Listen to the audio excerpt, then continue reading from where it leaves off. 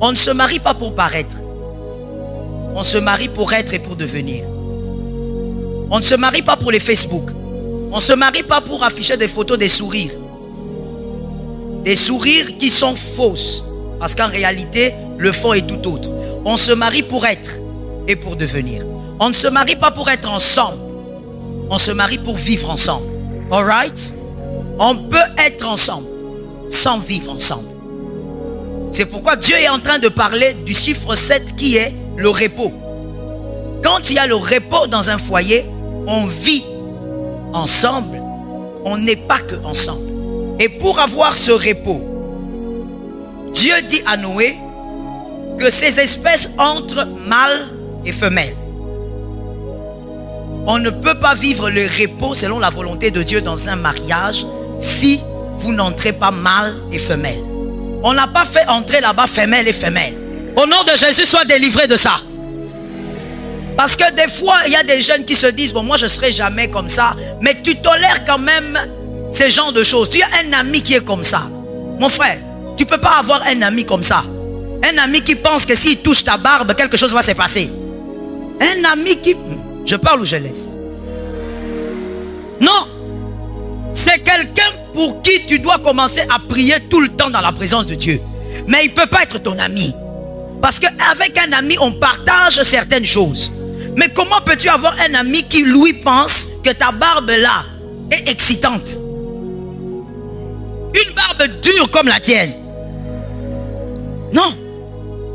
Noé, on a dit mâle et femelle.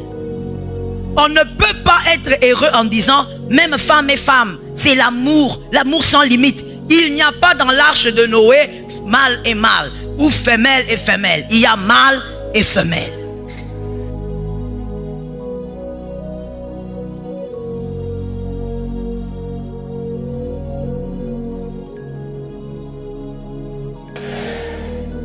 Il m'a été demandé de parler. D'abord, on dit simplement le thème là, on dit parlons sans tabou. Ça, c'est chercher des problèmes. Ça. Parlons sans tabou. Ok. On met une virgule. Parlons sans tabou et sans colère. Faut qu'on s'entende. Faut qu'on s'entende déjà. Parlons sans tabou et sans colère. Il n'y a pas de problème de colère ici. On est sous l'onction, on est content. Il ne faut pas changer de visage. D'accord. D'accord, on avance alors. Alors j'ai trouvé très important de parler de cette thématique parce que nous sommes dans une société remplie de tabous et dans une société où on nous a inculqué depuis l'enfance la notion du silence. Et on nous l'a inculqué au point où on préfère encore vivre dans un cimetière avec sourire mais se taire. On préfère encore se mourir en soi-même, mais se taire. C'est donc dans cette culture que l'on nous a fait grandir tous en général ici. Et je trouve que c'est nécessaire, c'est important de parler sans tabou à un moment donné. Parce que je crois que pour que certaines vases soient bien faits, il faudrait que d'autres se brisent. Si d'autres ne se brisent pas, on ne pourra pas faire des meilleurs vases. En d'autres termes, il faudrait que certains brisent le silence pour que nous ayons des meilleurs vases dans l'avenir.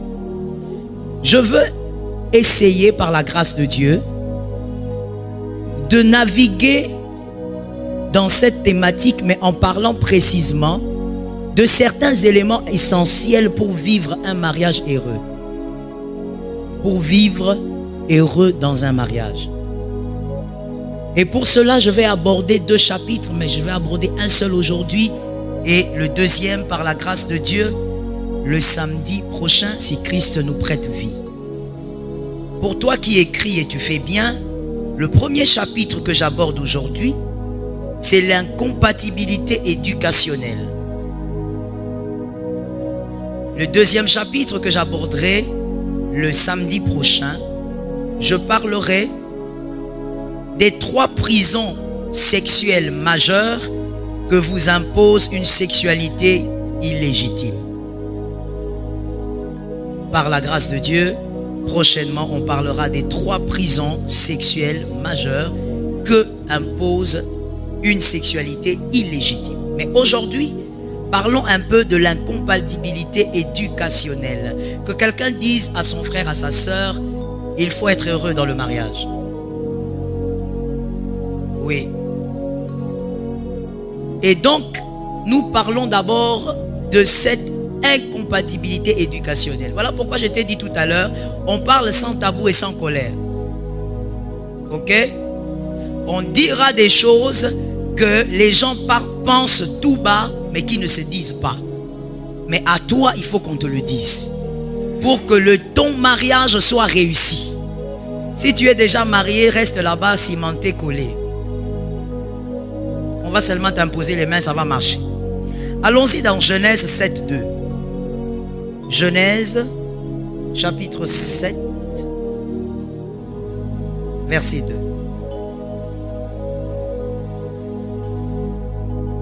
Voici ce que la parole dit. Tu prendras auprès de toi 7 couples de tous les animaux purs, le mâle et sa femelle, une paire des animaux qui ne sont pas purs, le mâle et sa femelle. Amen. C'est l'instruction que Dieu donne à Noé. Parce qu'il y a le déluge, Dieu donne une instruction. Que quelqu'un me dise, Dieu est derrière ces instructions. Dans cette instruction, il s'était clair. Pour préserver les espèces, il fallait que les animaux entrent dans l'arche, les purs et les impurs, mais le mâle et la femelle. Il y a 3 éléments essentiels que nous devons voir dans ce verset et qui va nous amener vers ce que nous voulons comprendre ce soir. Le premier élément, c'est que la Bible dit que Dieu dit, tu prendras 7 couples, ni plus ni moins. On parle du chiffre 7. Dieu, des fois, il est dans les chiffres. Et le chiffre 7, c'est le chiffre du repos et le chiffre de la perfection. Selon Genèse 2, 2. C'est le chiffre du repos et c'est le chiffre de la perfection. Donc la volonté parfaite de Dieu est que tout mariage vive dans le repos et dans la tranquillité. C'est la volonté parfaite de Dieu. Voilà pourquoi Dieu parle de 7 couples. Pas de 8, pas de 5. C'est sa volonté parfaite et c'est le repos que Dieu voit dans le mariage. On se marie pour être dans le repos. On se marie pour être dans la paix. La deuxième chose que ce verset nous révèle,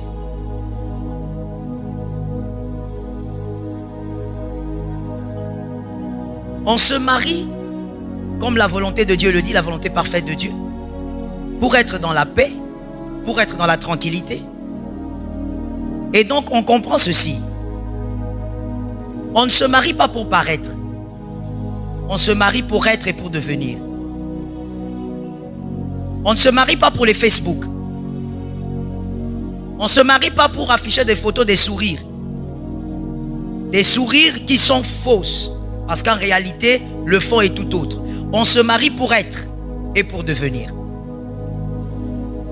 On ne se marie pas pour être ensemble. On se marie pour vivre ensemble. Alright? On peut être ensemble sans vivre ensemble. C'est pourquoi Dieu est en train de parler du chiffre 7 qui est le repos. Quand il y a le repos dans un foyer, on vit ensemble. On n'est pas que ensemble. Il y a une nuance. Et pour avoir ce repos, Dieu dit à Noé que ces espèces entrent mâle et femelle. On ne peut pas vivre le repos selon la volonté de Dieu dans un mariage si vous n'entrez pas mâle et femelle. On n'a pas fait entrer là-bas femelle et femelle. Au nom de Jésus, sois délivré de ça. Parce que des fois, il y a des jeunes qui se disent, bon, moi je ne serai jamais comme ça. Mais tu tolères quand même ces genres de choses. Tu as un ami qui est comme ça. Mon frère, tu ne peux pas avoir un ami comme ça. Un ami qui pense que s'il touche ta barbe, quelque chose va se passer. Un ami qui... Je parle ou je laisse? Non. C'est quelqu'un pour qui tu dois commencer à prier tout le temps dans la présence de Dieu. Mais il ne peut pas être ton ami. Parce qu'avec un ami, on partage certaines choses. Mais comment peux-tu avoir un ami qui, lui, pense que ta barbe là est excitante? Une barbe dure comme la tienne. Non. Noé, on a dit mâle et femelle. On ne peut pas être heureux en disant même femme et femme. C'est l'amour, l'amour sans limite. Il n'y a pas dans l'arche de Noé mâle et mâle ou femelle et femelle. Il y a mâle et femelle. Pour être heureux, et le mariage selon Dieu se conçoit comme ça, que la modernité ne change pas les valeurs. Cette valeur reste. On ne peut pas être heureux avec son collègue homme ou son collègue femme. On est heureux dans un foyer avec le mâle ou avec la femelle. Le bonheur est caché là-bas. Et ce sont des choses à respecter. Pour Dieu, il faut que ça soit ainsi. Et voilà pourquoi, mon frère, Dieu, le verset précise encore. Non seulement ils doivent entrer mâle et femelle, mais c'est pour préserver l'espèce. Est-ce que quelqu'un m'entend? Pour préserver, dis un peu à ton frère, c'est pour préserver l'espèce. C'est-à-dire quoi en d'autres termes? De manière très simple et de manière brutale. Hein? De manière simple et brutale. Le lion ne peut pas vivre avec une cougar. Non. Même si la cougar, quand vous la regardez, elle ressemble au lion. Mais ce n'est pas une lionne. Le lion doit vivre avec la lionne. Le guépard doit vivre avec la guépard. L'espèce doit être préservée. Ils doivent donc rester ensemble. Est-ce qu'on se comprend? Et même, Dieu est allé même trop loin dans cette image en disant, dans l'arche, il y avait même les impurs. C'est-à-dire quoi? Que même si il y a des gens qui se marient en dehors du Seigneur, s'ils ne respectent pas ces principes, ils ne réussiront pas. C'est un principe à respecter même avec les impurs. Parce que dans l'arche, il y avait les purs et les impurs. Les fils d'alliance et d'autres fils. Est-ce que quelqu'un m'entend bien? Et donc, ce sont des principes à respecter. Tout le monde ne peut pas épouser tout le monde. Même quand on a le même pasteur. Non. Même quand on est dans la même église. Même quand on est nourri par la même nourriture spirituelle. Même quand on est dans le même département. Tout le monde ne peut pas épouser tout le monde. On ne peut pas se marier ici entre nous parce qu'on est dans la même église. Non. Pourquoi? Parce qu'il faut tenir compte de l'écart éducationnel. Est-ce que quelqu'un m'entend? J'avais dit sans tabou et sans colère. Il ne faut pas se fâcher ici. On ne peut pas. Parce que mon frère, il faut savoir une chose. Tu peux échouer. Tu peux garder ton ciel en échouant dans les mariages. Mais tu vas au ciel. Mais sur terre, tu es un zéro. Est-ce que quelqu'un m'entend? Donc c'est quelque chose sur laquelle il faut bien réfléchir. Pour réussir dans le mariage, il ne faut pas avoir la même onction. Non.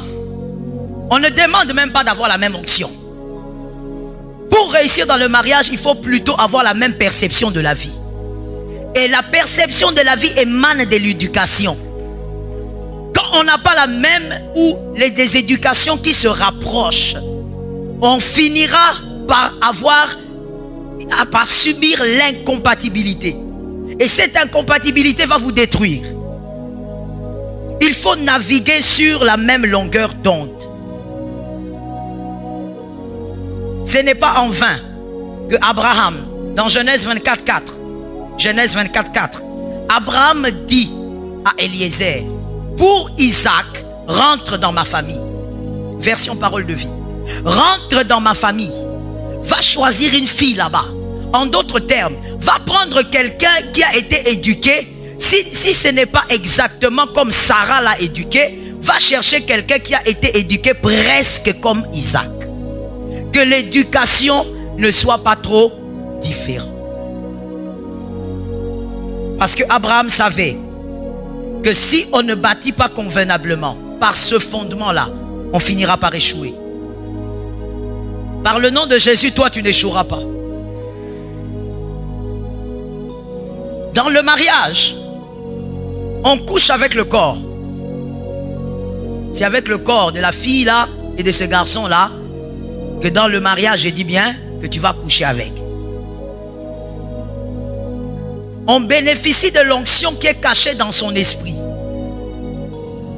L'atmosphère spirituelle de la maison va dépendre de l'onction qui est cachée dans l'esprit de ta femme ou dans l'esprit de ton mari. Mais on vit avec son humanité. On bâtit le foyer avec l'humanité de la personne, pas avec le corps. On bâtit son avenir dans le foyer avec l'éducation de la personne et évidemment avec ton éducation aussi. Sans cela, vous vous marierez pour ne rien faire. Vous vous marierez pour ne rien bâtir. Aujourd'hui, à cause de certaines prédications, on fait croire aux jeunes que tu peux épouser n'importe qui tant que vous avez la même foi. C'est faux. Tu ne peux pas épouser n'importe qui même si vous confessez vous deux le nom de Jésus. Il faudrait que votre éducation ne soit pas trop lointaine. De cette manière, vous avez presque la même perception de vie. Sinon, face à certaines difficultés dans le foyer, vous serez incapable de les résoudre de la même manière. Il y aura trop de frustration. Celui qui a grandi avec les parents comme Ali et Foreman ne peut pas épouser une fille ou un garçon qui a grandi avec les parents comme Marie et Joseph. Je vais expliquer. J'explique. Qui connaît Ali et Foreman? Ah, toi tu es né en quelle année? 2004. Tu connais pas Ali? Ali Boumier. Ali et Foreman, des grands boxeurs. Si tu as grandi avec des parents, je parle de l'éducation. Tu as grandi avec des parents qui se battaient et quand ils se battaient, c'est toi qui venais séparer. Maman laisse, papa, hey! Des fois même tu tombes, on te ramasse. Tu es habitué à la bastonnade. Il y a des garçons comme ça ici, et même des filles. Tu es habitué à la bastonnade. Toi tu as grandi, donc votre famille, c'est un ring. Votre famille, c'est les rings. Tu as grandi comme ça. Vous vous battez, papa se bat, les pagnes de maman sautent, allez, tu récupères toi-même.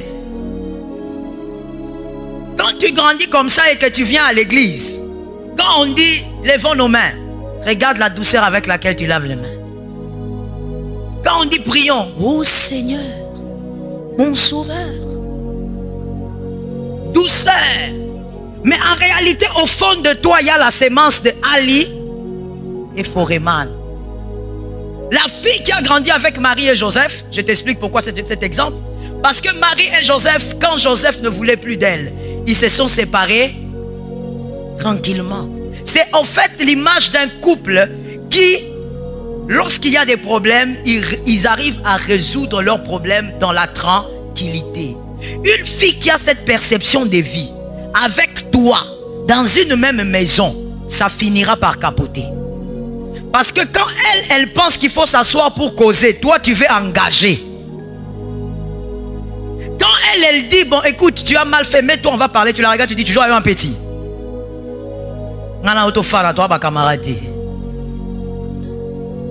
Non mais chérie, mais toi on va d'abord parler.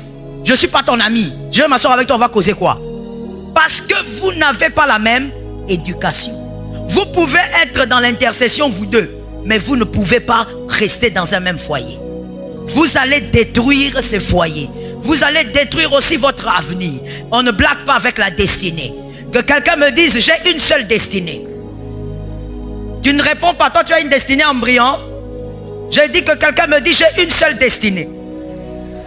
Je ne la raterai pas au nom de Jésus. Tu ne peux pas rater ta destinée. Mais alors tu ne peux pas, mademoiselle, épouser n'importe qui. Tu dois voir d'où il sort. J'ai dit sans colère. J'entre maintenant dans les choses coléreuses. Les choses coléreuses. J'ai dit sans. Avant de te marier, mon frère, tu dois vérifier. Elle porte cette jupe-là. Elle a les make-up. Mais chez eux, ils vivent comment? Je parle et je dis à quelqu'un. Tu ne peux pas dire. Tu ne peux pas dire. Non, mais maman, même si quelqu'un vient d'une éducation trop lointaine, je peux la ramener. Mon frère, quelle preuve tu as que tu vas réussir? C'est le cœur de quelqu'un d'autre. C'est le cerveau de quelqu'un d'autre. Je t'ai déjà prêché ici, je t'ai dit. La femme est sortie de la côte et non du cerveau. C'est-à-dire, elle a son cerveau. Est-ce que quelqu'un m'entend?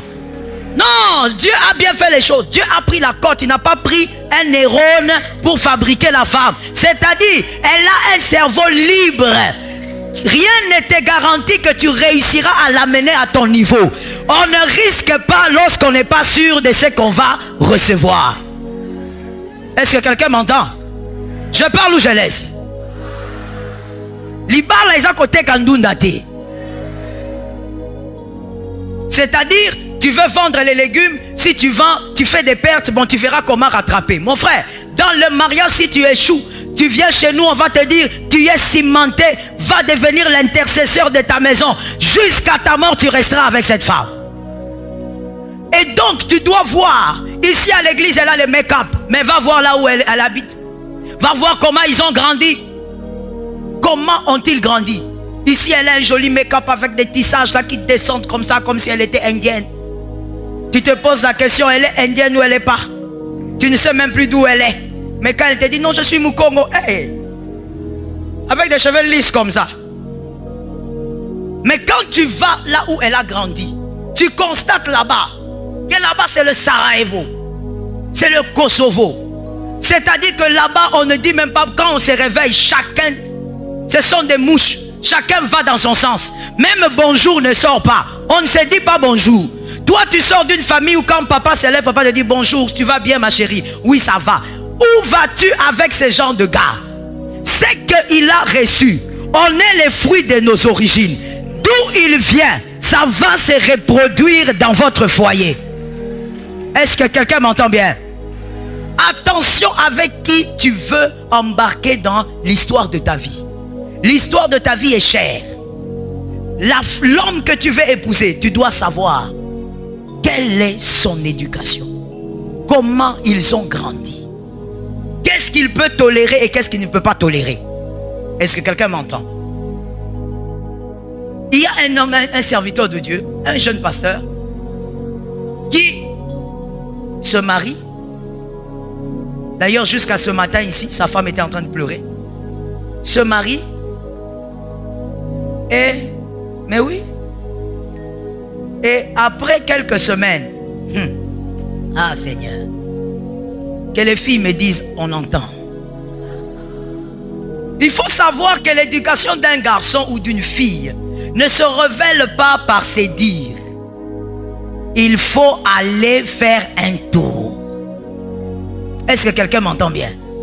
Toi, mon frère, tu as courtisé une fille ici à l'église, tu t'es limité seulement à l'église, tu l'accompagnes seulement à l'arrêt. Et tu veux l'épouser. Un jour, prends la moto, va là-bas.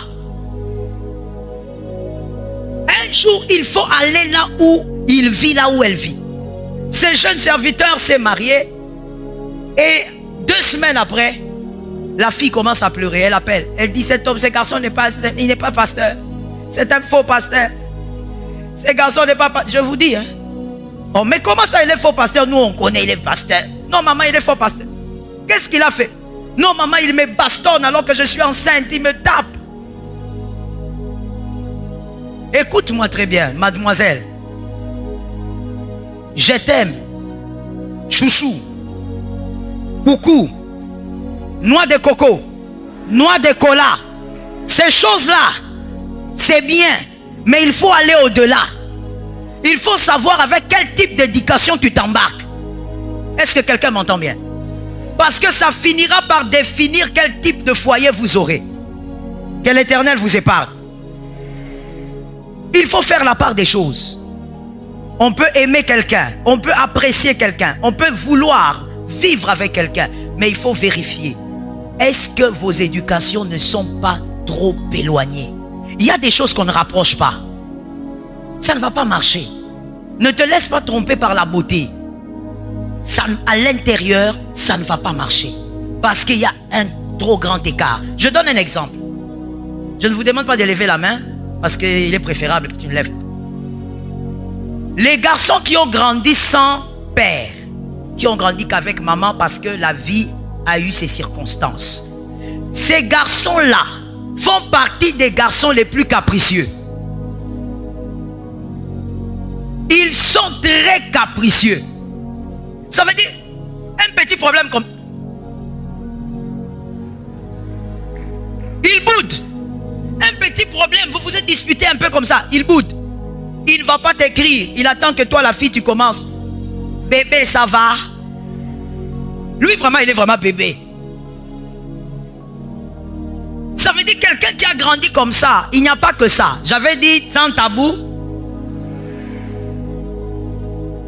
Quelqu'un comme ça, non seulement il est capricieux parce que papa n'était pas là, il a été très dorloté par la mère qui a essayé de jouer les deux rôles, mais c'est aussi un garçon qui n'a pas de repère masculin. Et comme il n'a pas de repère masculin, ça sera un garçon qui sera trop exigeant. Il va commencer à t'exiger des choses au-delà de la normale. Un garçon comme ça qui se marie, si l'église ne l'aide pas, s'il n'a pas des hommes qui l'aident, voilà pourquoi il faut souvent prier pour votre pasteur. Il faut souvent prier pour lui, prier pour son épouse, parce que le travail qu'il accomplit sur vous, vous ne pouvez pas le mesurer. Si on n'aide pas un garçon comme ça, ça sera un garçon qui, même lorsqu'il est marié, et quand il n'a pas de travail, il ne s'inquiète pas. Il attend que la deuxième maman lui prenne en charge. Quand il travaille, il se plaint. Vous voyez les gens des garçons qui se plaignent quand ils travaillent. Il vient du travail. Je suis fatigué, je travaille trop dans cette maison ici. Je travaille trop. Mais tu dois trop travailler. Tu es l'homme de la maison, tu dois trop travailler. Mais vous voyez certaines attitudes se manifester. Pourquoi? L'éducation, d'où il sort, c'est ce qu'il a reçu. Ce n'est peut-être pas de sa faute, certainement pas d'ailleurs, mais c'est le moule dans lequel ce garçon a été. Et un garçon comme ça ne peut pas épouser n'importe quelle fille. Est-ce que quelqu'un m'entend? L'écart éducationnel ne doit pas être trop grand. Que Dieu m'aide à ne pas déborder. Et dans cette affaire d'écart ou de creux éducationnel, il y a aussi un autre point. L'écart du niveau social ne doit pas être grand. J'aime le silence. On avait dit sans colère. Lorsque l'écart du niveau social est très grand, ce n'est pas l'onction qui répare ça. L'onction ne remplace pas l'éducation. C'est comme ça que nous avons des hommes avec l'onction, mais très mal éduqués. Et qui créent des dégâts. Est-ce que quelqu'un m'entend bien? Même le fait d'être marié et d'attraper la femme d'autrui à l'église alors que tu es pasteur, c'est quoi? L'éducation. L'onction ne remplace pas l'éducation.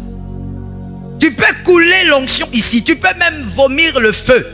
Mais si ton éducation est biaisée, tu vas créer des dégâts. Un grand écart dans le niveau social crée aussi des problèmes parce que vous n'avez pas la même perception de vie.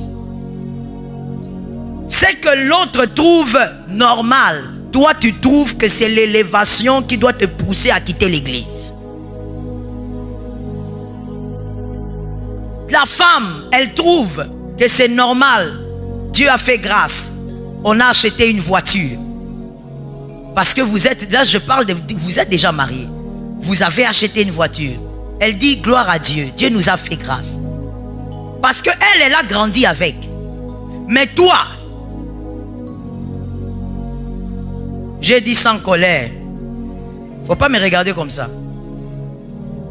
Maintenant, toi, tu sors d'un endroit qui n'a pas de nom. D'un quartier où il n'y a pas le nom. Tu sors de là, Jésus t'a fait grâce. Le jour où vous achetez la voiture, ta femme considère que Dieu nous a fait du bien, mais elle trouve ça normal. Toi, pour toi, l'élévation. Quand tu prends ta voiture, tu entres avec, tu mets ça sur un pagne. Que personne ne touche. Parce que la seule voiture que toi tu as vue dans ta famille, c'est la tienne. Vous n'avez pas la même perception de la vie. Oh, ce sont des choses qui dérangent, mais qu'on n'ose pas dire. Ce sont des tabous qu'il faut briser. Ce n'est pas en vain que dans la royauté, on veille à ce que les princes n'épousent pas n'importe qui. C'est d'abord une question éducationnelle. C'est parce que l'éducation de l'homme, de la femme dans le foyer, c'est l'éducation qu'auront les enfants. On voit déjà l'avenir. Le mariage, ce n'est pas que vous deux. Le mariage, ce n'est pas qu'être avec une femme que tu aimes. Le mariage, c'est aussi les enfants qui doivent être éduqués. Et lorsque l'écart est trop grand, on n'arrive pas à voir les choses de la même manière. Je connais un couple qui a été brisé à cause du café. Ça a été brisé à cause du café. Est-ce que je parle à quelqu'un? Je parle à quelqu'un. La colère a déjà commencé à monter. J'avais dit sans colère. À cause du café. C'est-à-dire, la femme s'est mariée à un homme, mais la femme avait grandi dans une certaine opulence. Elle s'est mariée à cet homme. Elle a dit c'est l'amour. L'amour est sans frontières.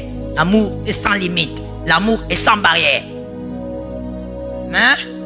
Frère, l'amour a des barrières. Il y a des barrières que si tu franchis ces barrières, on va te ramasser à la petite cuillère. Vous avez dit sans tabou, non? Vous êtes créé des problèmes. Ils se sont mariés. Alors, la famille de la fille avait l'habitude d'organiser des petites réceptions de famille le week-end. Et là-bas, on y allait, les femmes avec leur mari. Et cette fille aussi est allée avec son mari. Arrivé là-bas, c'était l'heure maintenant d'être à table. On prend le repas. Le papa est assis, le papa de la femme. La maman avec les autres gendres et les sœurs de la fille à table. Et on a servi, on commence à manger. Et directement, celui qui servait venait, il met des tasses pour prendre un peu de café pendant le repas. Le gars, on lui a mis la tasse. Il a regardé. Oh, biloko mindele.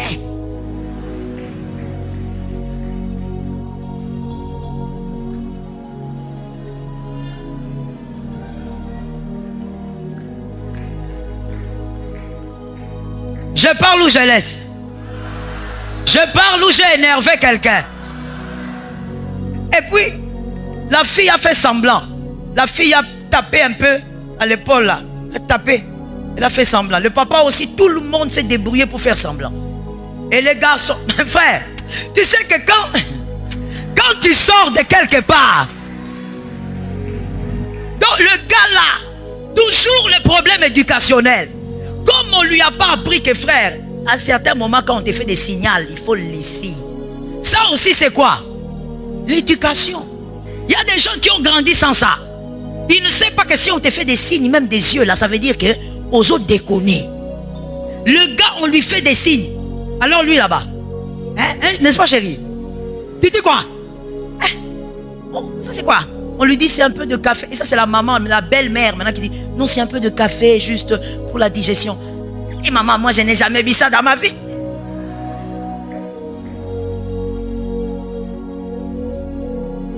Tout le monde était choqué à table. Les gens regardaient. Maintenant finalement personne ne pouvait cacher ça. Ils se sont mis à se regarder entre eux. La fille, la femme de l'homme, mouillée de honte. Et puis elle lui dit calmement, elle dit non chérie, si tu ne veux pas prendre, tu peux laisser. Tu n'es pas obligé de prendre. Ah non, je vais essayer. Donc c'est-à-dire frère, Azoka ta film était. Donc il continue le film d'horreur. On est en train de trouver des moyens pour interrompre, mais non, lui non. Il continue. Et puis, il prend encore la tasse. Il dit, hey, c'est chaud. Alors, ah. Et puis, par scandale, c'est comme si vous savez, comme on dit des fois, les diables, il aide certaines personnes. Pendant qu'il essaye de prendre son café chaud là, il y a un petit enfant dans la famille. Les enfants ne manquent pas. Les petits enfants qui rôdent dans la famille là, qui foutent la honte aux gens. L'enfant là, il vient là, il dit, tonton, mais comment tu vas faire si tu montes dans l'avion? Et lui, le tonton, hé, dans l'avion, je ne peux pas monter. Je vais mourir là-bas. La femme a regardé. Elle a dit, papa, je crois qu'on doit rentrer. La femme lève son mari, dit, chérie, on rentre. Parce que pourquoi elle est partie? Parce que pendant tout ce temps, les maris des autres en train de se moquer. Ses propres sœurs en train de se moquer. Il n'y avait que son père qui était là, qui regardait. Ils sont sortis. Et quand ils sortaient, la femme était déjà fâchée. Et le gars, ah chérie, les lotoliers bilou ramindel. Donc il évolue.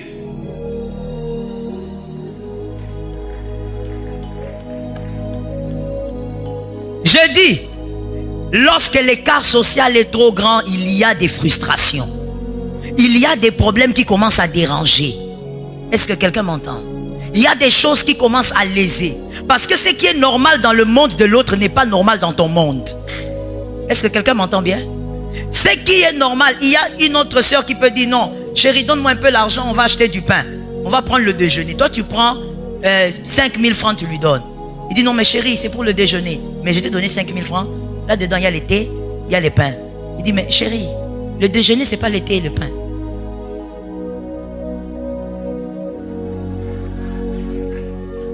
Il faut un peu de fromage, un peu de jambon, un peu. Maintenant, toi, tu regardes, tu dis, pourquoi? Nana kola bongote, na bogarte. Est-ce qu'on se comprend? Je connais un couple qui a eu un autre problème, c'est maintenant au niveau des enfants. C'était tellement chaud qu'ils étaient obligés de nous chercher. La femme a dit, moi mes enfants vont étudier dans telle école. L'homme a dit, niet. Pourquoi? Ils vont étudier dans cette école-là. Moi j'ai étudié dans une école où on se mettait à terre. N'est-ce pas que je suis intelligent? Ils vont étudier seulement. La perception des vies n'est pas la même. La femme dit non, on va se battre même si c'est cher, que les enfants étudient dans une bonne école. Non, pourquoi? Ils vont étudier dans cette école là-bas. Là où le professeur lui-même dit le pastèque.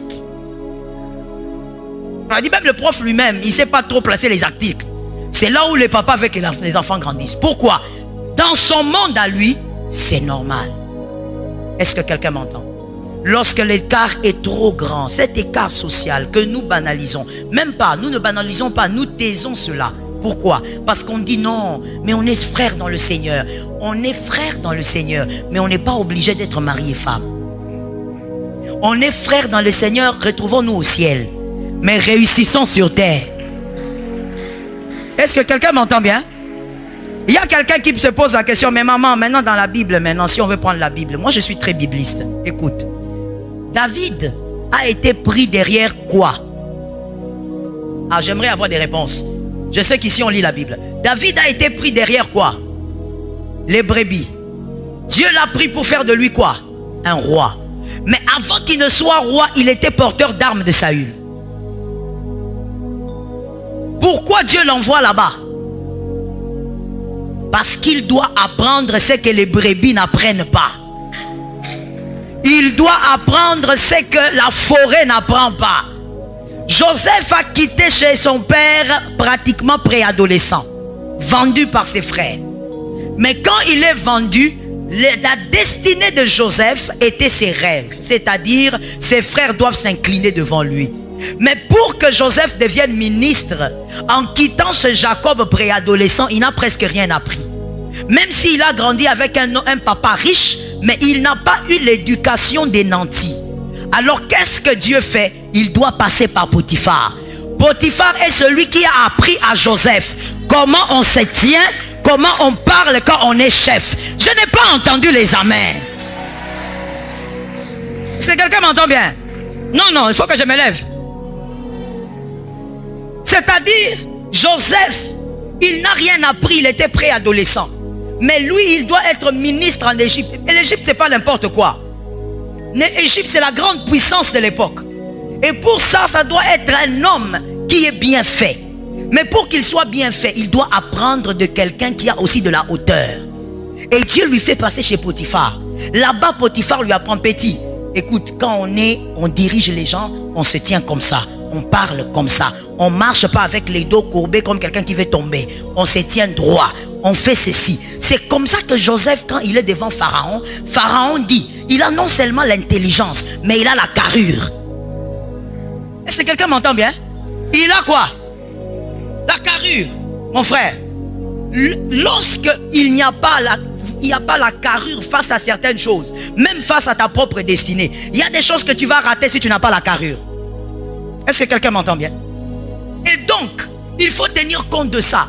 Tu aimes cette fille, c'est bien. Mais est-ce que cette fille saura s'adapter à l'éducation qu'elle va trouver chez toi? Est-ce que les symbioses de vos éducations, est-ce que ça va produire quelque chose de bon? Ce n'est pas au nom de la foi qu'il faut fermer les yeux face à cette réalité.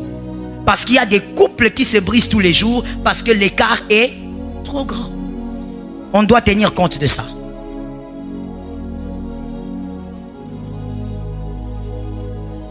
On doit tenir compte de la compatibilité éducationnelle et on doit tenir compte de certains creux. Éviter ces genres de creux. Je donne un autre exemple pour terminer. Esther, la Bible nous révèle qu'elle était une petite orpheline.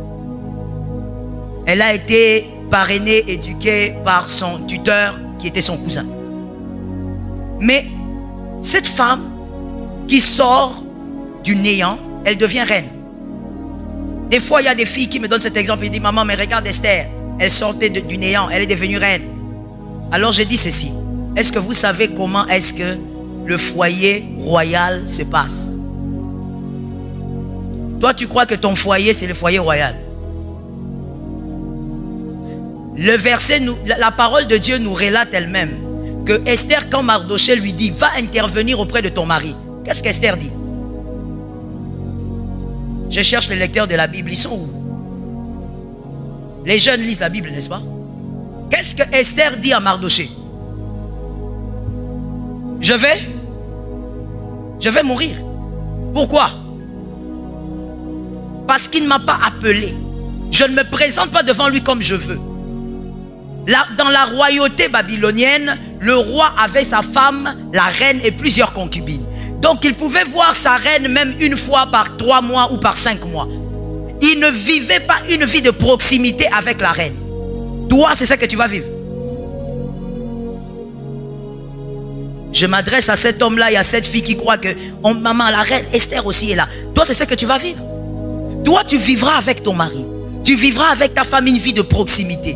Vous allez partager des idées. Mais si cet écart est trop grand, vous ne saurez même pas vous accorder pour avancer. C'est comme ça qu'aujourd'hui, nous voyons beaucoup de jeunes couples mariés.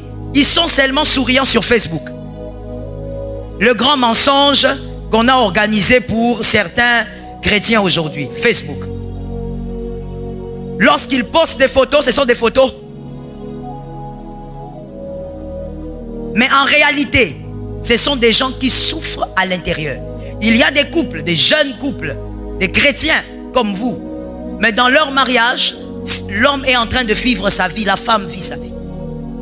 Dernièrement, je parlais avec une jeune fille, bon, une jeune dame, puisqu'elle est mariée. Elle me dit: maman, lorsqu'on s'est marié, ça on ne vous l'a pas dit, mais 6 mois après notre mariage, 6 mois, pas 6 ans, pas 2 ans, 6 mois après, on a fait séparation de corps jusqu'aujourd'hui. Ils ont 2 ans de mariage. Le problème, ce n'est pas l'adultère de qui que ce soit. Le problème, ce n'est pas des choses mystiques. Le problème, c'est l'incompatibilité éducationnelle. Il y a une incompatibilité éducationnelle qui les empêche d'avancer ensemble. Et la femme est presque sûre qu'elle doit quitter cet homme. Le silence doit être brisé. La foi, c'est bien. L'onction, c'est bien. Mais l'éducation, à deux, c'est ce qui bâtit le foyer et qui impose la paix. Que l'Éternel vous bénisse.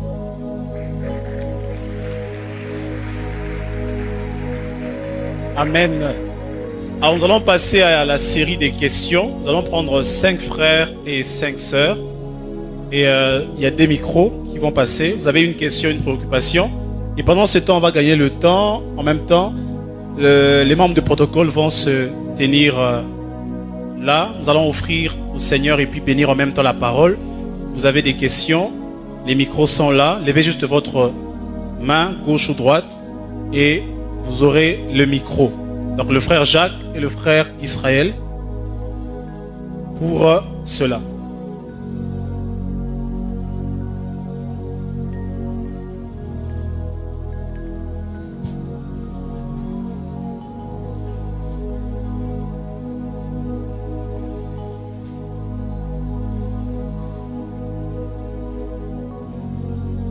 Voilà, et en même temps nous offrons au Seigneur et nous bénissons cette parole. Pour la première personne qui lève la main, on lui donne le micro et il va poser la question.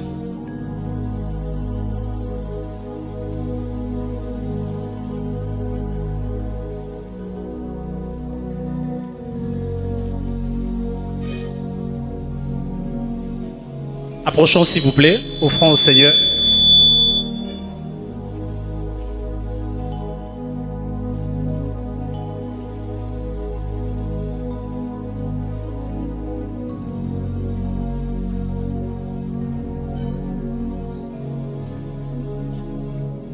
Approchons s'il vous plaît. Et après les offrandes, nous allons prendre la première personne. Vous avez une question en rapport avec ce que Pasteur Joël a exposé ce soir. Elle va répondre, elle est disposée à répondre à toutes les questions ce soir. Et puis nous allons clôturer. Elle va prier pour nous et déclarer sur nos vies. Et puis nous allons partir.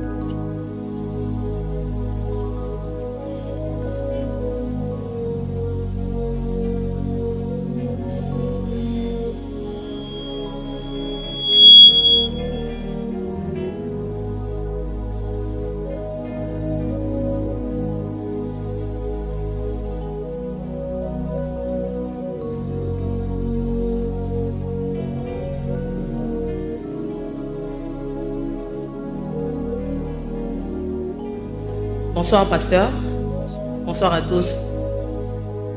Alors ma question est la suivante. Faut-il nécessairement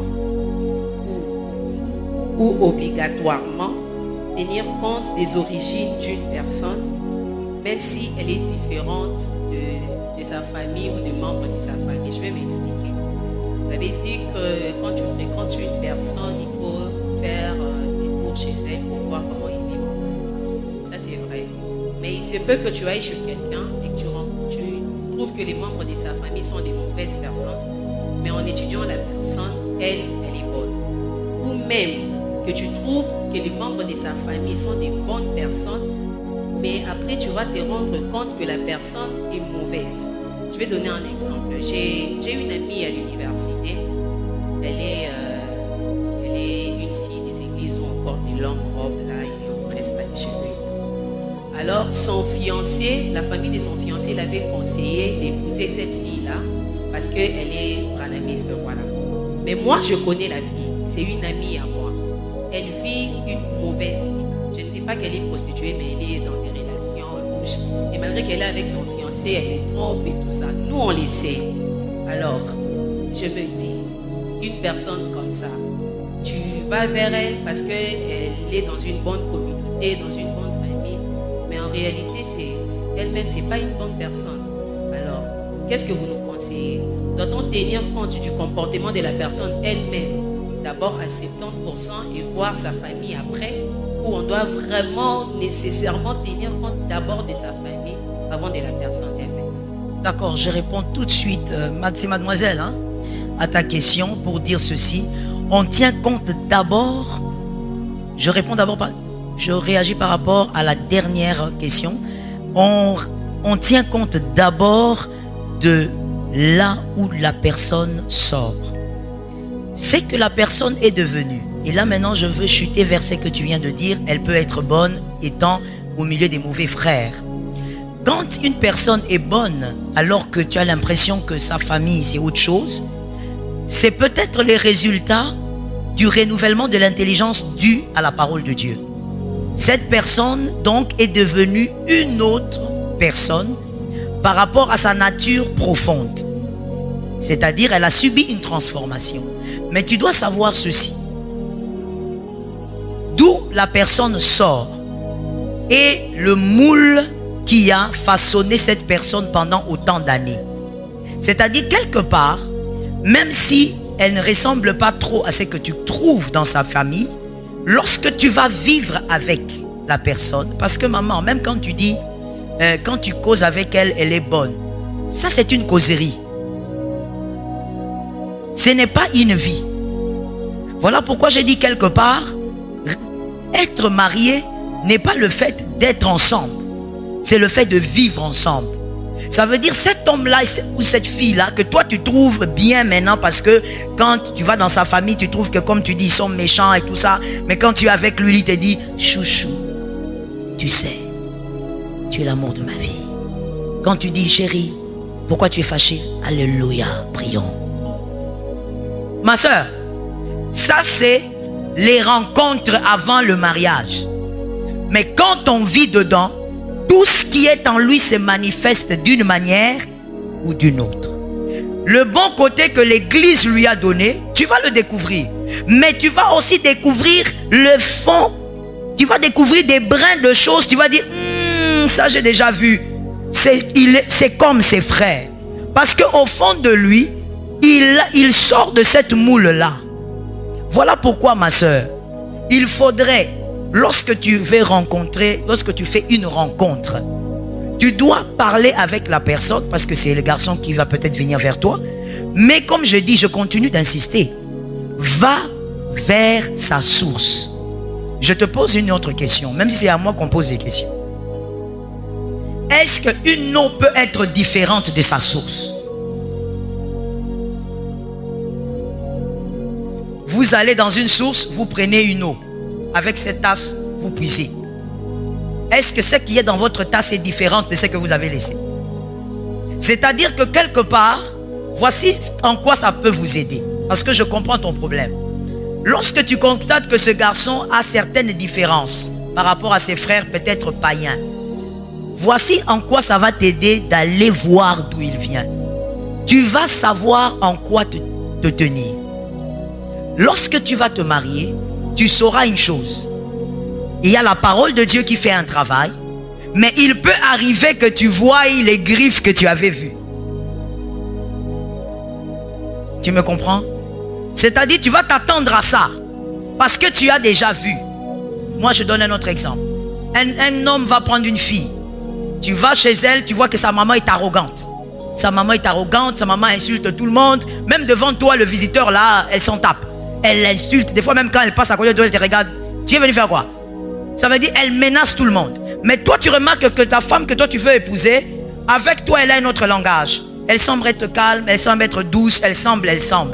Ça peut être le travail de la parole de Dieu. Mais un homme qui veut épouser une femme comme ça, tout en sachant qu'elle sort d'une famille où l'arrogance est normalisée, doit s'attendre un jour qu'on le bouscule dans les escaliers. Est-ce que quelqu'un m'entend bien? Le jour où ça va arriver que d'habitude elle te parle avec douceur, mais un jour tu parles et dis allons-moi, tu diras je sais d'où ça vient. Ça ne doit pas te surprendre parce qu'en réalité c'est au fond. Est-ce que vous comprenez? Maman, est-ce que tu as saisi? Est-ce que ça a été clair pour toi? Merci.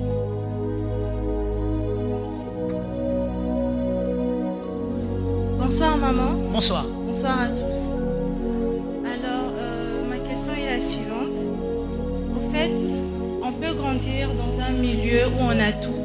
On part dans une bonne école, on roule dans des belles voitures, on a la possibilité de voyager grâce aux parents, mais nous n'avons pas l'affection et l'amour de nos parents.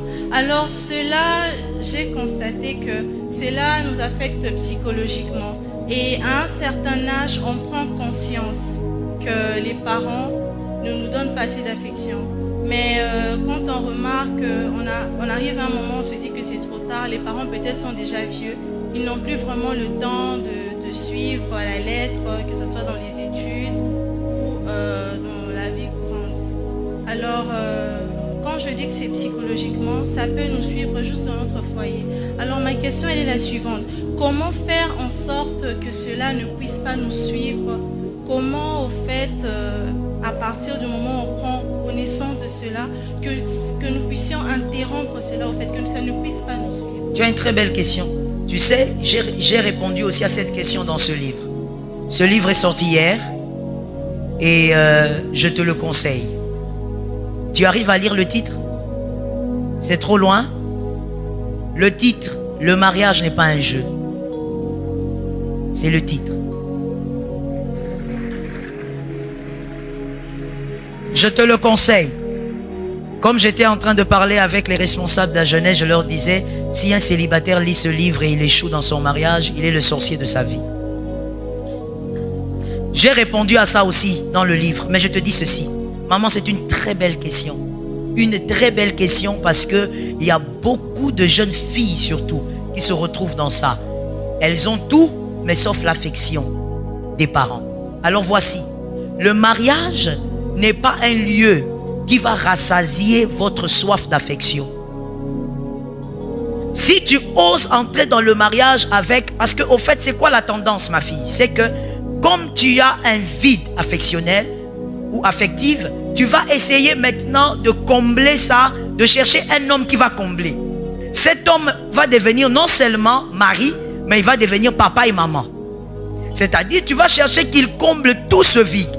Et parmi les conséquences aussi, c'est que tu ne voudras pas voir cet homme avoir d'autres relations. Parce que tu auras l'impression qu'on est en train de bouffer ton amour. Il est en train d'émietter ton amour. Lorsqu'on a un vide affectif, ce qu'on fait, c'est qu'on va se déverser auprès de celui qui peut vous remplir totalement. Jésus doit être ton premier amour et tu dois prier pour qu'il remplisse le vide. Tu ne dois pas considérer Jésus comme un donneur de pain, tu dois le considérer comme le père que tu n'as pas pu avoir, la mère que tu n'as pas pu avoir. Règle ça avec Jésus avant de rencontrer un homme. Surtout ces hommes que je vois ici. Très dangereux celui que vous m'avez mis ici devant. Dangereux. Hein maman? Ne va pas régler ça avec un homme avant de régler ton problème. D'ailleurs, je conseille aux jeunes sœurs, sois vrai avec toi-même. Sois sérieuse avec toi-même. Voilà pourquoi j'ai dit, le mariage n'est pas un jeu. Ne blague pas avec ta destinée. Avant de t'engager sérieusement avec un homme pour le mariage, règle d'abord ton problème affectif. Prie et demande au Seigneur de combler ce vide. Mais réalise aussi, maman, qu'aucun homme ne peut combler ce vide si ce n'est Dieu. Parce que tu vas dire, c'est mon mari qui va le faire. Tu vas commencer à t'appuyer sur lui. Dans les fiançailles, tu ne sentiras pas trop le vide. Parce que dans le fiançailles, ces hommes ici, ils vous envahissent plus que des sangsues. Tu mets la tête à gauche, WhatsApp. Tu ouvres le WhatsApp. Tu es mon sucre d'orge. Tu veux mettre la tête à gauche. Un autre message arrive. Sans toi, la vie serait néant. Donc, ils vont... Pendant les fiançailles, tu ne sentiras même pas son absence parce qu'il va envahir. Mais dans le mariage, c'est là maintenant que la vie va se dessiner. C'est là maintenant que tu sentiras que le mari n'est pas celui qui peut tout combler. Il y a des choses que seul Dieu peut combler. Sois amoureuse de Jésus avant d'être amoureuse d'un homme. Sois gravement amoureuse de Jésus avant d'être amoureuse d'un homme. C'est parce que moi j'étais gravement amoureuse de Jésus avant de me marier que j'ai dit à Jésus ceci. L'homme que tu vas me donner. Non, j'ai dit l'inverse. Hein, c'était l'inverse. Ça fait quand même 18 ans, hein? Comprendre. J'avais dit ceci.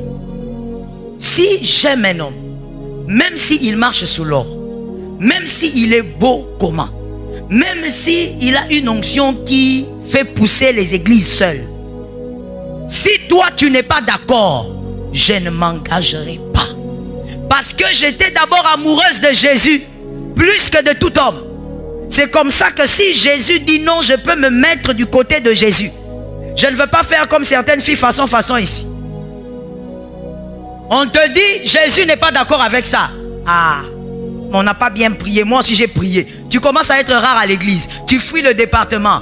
Quand tu vois le numéro de ton responsable, tu mets mode silencieux. Pourquoi? Parce que cet homme-là, je suis convaincu. Toi, tu es convaincu. Toi, on t'a dit que quand quelqu'un est amoureux, il est convaincu. Tu n'es pas convaincu, tu es amoureux. Que quelqu'un me dise, ce n'est pas la conviction. C'est l'amour. Tu es amoureux. Un homme amoureux, les convictions là sont perdues. Une femme amoureuse, les convictions. Voilà pourquoi vous êtes graciés si vous avez des encadreurs qui vous dirigent vers la réussite. C'est bon, maman? Que Dieu te bénisse.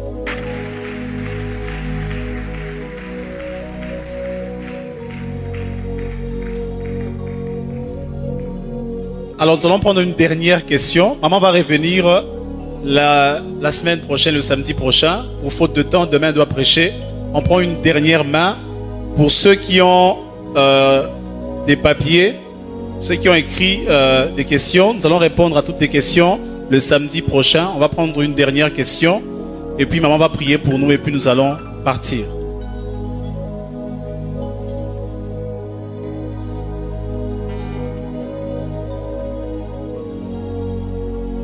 Bonsoir, maman.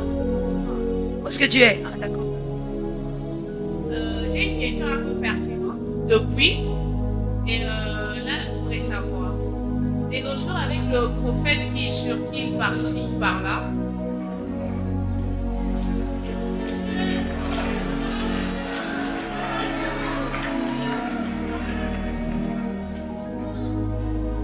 comment faire alors que tu es dans une relation que tu as à entretenir depuis toujours? Et il se présente pour te dire que voilà, ce n'est pas l'homme de ta vie et c'est moi l'homme de ta vie. C'est fini?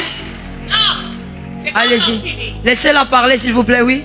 Et il se présente en disant que c'est lui l'homme de ta vie. Or, vous avez dit qu'il y a des hommes, soit de femmes destinés à être ensemble. Et dois-je accepter ce qu'il me dit? Et ma deuxième question est la suivante. Est-ce important que le frère soit plus spirituel comme ça? Genre, il vient vers toi, il te propose à entretenir une relation, puis à un certain moment, il commence à te répondre très court, brièvement en fait. Salut, bonne journée. Ta deuxième question, elle est laquelle? Est-ce que l'homme doit être trop spirituel? C'est ça? Voilà. Ah, maman, un homme.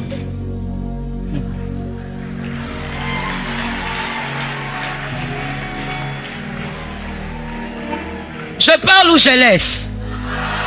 Un homme, s'il vient chez toi et il te dit, Dieu m'a dit de t'épouser, fuis.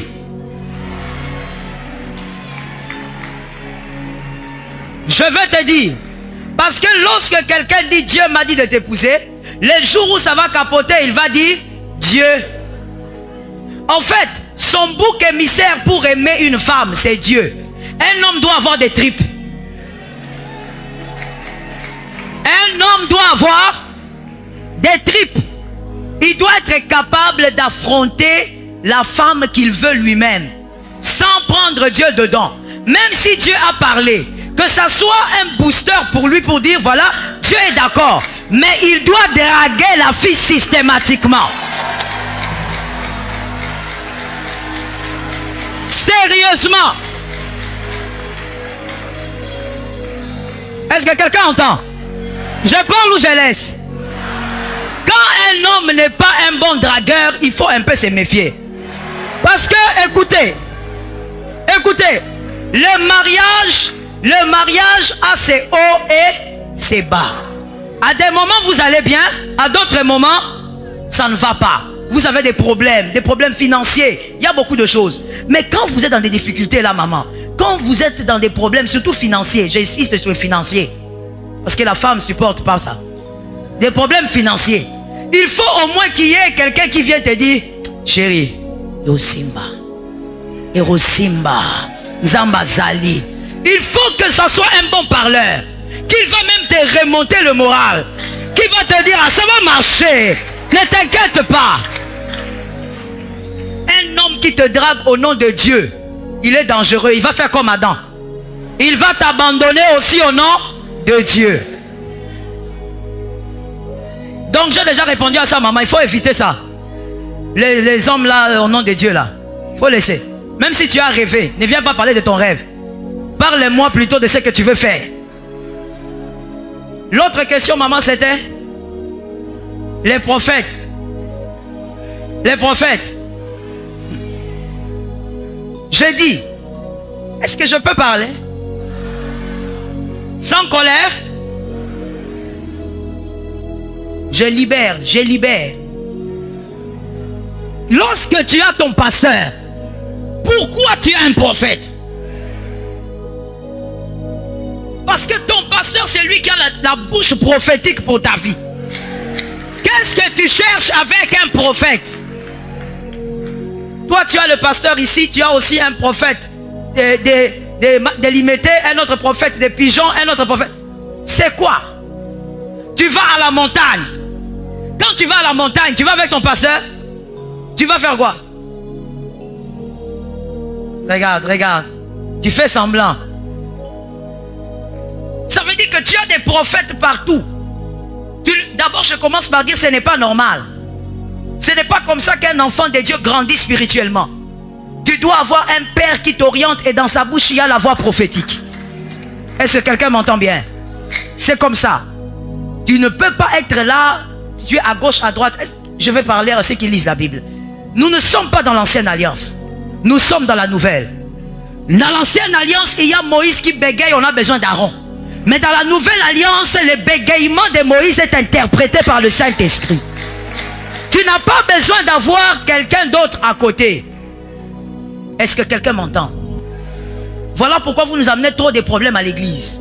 On te donne des directives à l'église. Quand tu sors d'ici, un prophète te dit non, tu sais, on doit aller en retraite. Vous entrez en retraite là-bas, ça change de forme. La retraite se transforme en procréation. Une retraite à genoux devient une retraite allongée, couchée. Maintenant, je réponds aussi à cette question-là. Il vient, il te dit, c'est moi l'homme de ta vie. Comment? Comment toi tu es avec quelqu'un? Il veut déloger quelqu'un parce que tu es l'homme. Dis-lui ceci. Si vraiment tu es l'homme de ma vie, le Dieu qui t'a parlé, que ce soit le Dieu qui va rompre cette relation. Parce que j'ai entendu la sœur dire, tu es dans une relation et lui te dit, je suis l'homme de ta vie. Si c'est le même Dieu, que ces dieux-là viennent aussi te parler et que ces dieux te sortent de la relation d'où tu es. Mais ne pousse jamais quelqu'un parce qu'il te dit que lui est convaincu. Sinon, un jour, tu vas accuser Dieu. Tu diras, je me suis marié parce qu'il m'avait dit. On ne se marie pas parce que quelqu'un te dit. Même pas celui qui doit t'épouser. On se marie par conviction. Dieu est avec toi. Tu as des preuves spirituelles. Dans ce livre, je parle quelque part des signes prophétiques qui précèdent le mariage. Les signes prophétiques que tu peux voir pratiquement, qui peuvent te dire ça c'est bon, ça c'est pas bon. J'en parle ici. Si tu vois ce genre de choses, tu n'as même pas besoin d'aller chercher ton pasteur. Le mal est là. Ma soeur, vous avez entendu? Ma soeur, vous êtes où? Ah, j'ai répondu à votre question. Que l'Éternel vous préserve des prophètes maléfiques. Parce que les bons, il y en a.